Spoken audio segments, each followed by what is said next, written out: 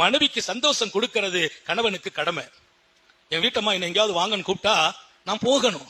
மனைவி எங்கேயுமே கூட்டு போறது இல்ல, மனைவி விருப்பத்தை பூர்த்தி செய்யறது இல்ல, மனைவி கேட்டதை கொடுக்கறது இல்ல, நீ நல்ல கணவனே இல்ல. இது மார்க்கம் சொல்லுகிறது, ஷரியத்தின் நிழலில். அதனால அல்லாஹ் ரசூலுக்கு மாத்தமா இல்ல, ஷரியத்தின் நிழலில் உங்கள் மனைவி உங்களோடு பயணமாக பிரியப்படுகிறார்களா, நீங்கள் கூட்டு போக வேண்டும். அது உங்கள் கடமை. உங்கள் மனைவி உங்களிடத்தில் எதிர்பார்க்கிற ஹலாலான தேவைகளை நீங்கள் பூர்த்தி செய்ய வேண்டும். இன்னும் சொன்னால் அவங்க கொஞ்சம் காசை எதிர்பார்ப்பாங்க, கொடுக்க வேண்டும். அது உன் கடமை. வீட்டுக்கு செய்யும் செலவில் கணக்கு பார்க்க வேண்டாம் என்கிறார்கள் காரூணிய சீலர் ஸல்லல்லாஹு அலைஹி வஸல்லம்.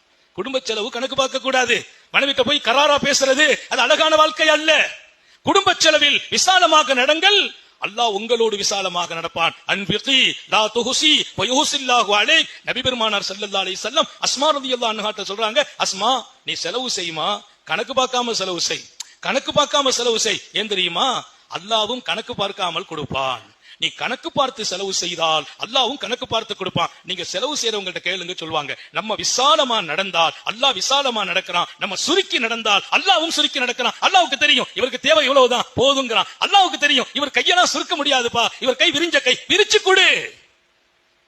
இன்னும் ஒரு விஷயத்தை சொல்வார்கள் நபிகள் நாயகம், வயது முதிர்கிற போது நம்ம பிள்ளைங்கள் எல்லாம் தனித்தனியா போயிடுறாங்க, அவங்கவங்க வாழ்க்கை. இப்போ எனக்கு என்னுடைய இன்பம் என் துன்பம் அனைத்திலும் என் மனைவி நிற்க வேண்டும், என் மனைவியின் இன்பம் துன்பம் அனைத்திலும் நான் நிற்க வேண்டும். ரசூலுல்லாஹி ஸல்லல்லாஹு அலைஹி வஸல்லம் சொல்வாங்க, ஆயிஷா ஆயிஷா சக்கராத்து எவ்வளவு கஷ்டம், சக்கராத்து எவ்வளவு கஷ்டம், மௌத்து படுக்காது, வேதனை அதிகமா இருக்கும்.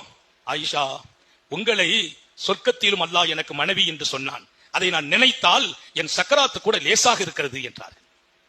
ஒரு மனைவியை மகிழ்ச்சிப்படுத்துகிற உச்சமான இடம். பெருமானார் ஒரு நல்ல நேர்மை மிக்க மனிதர்.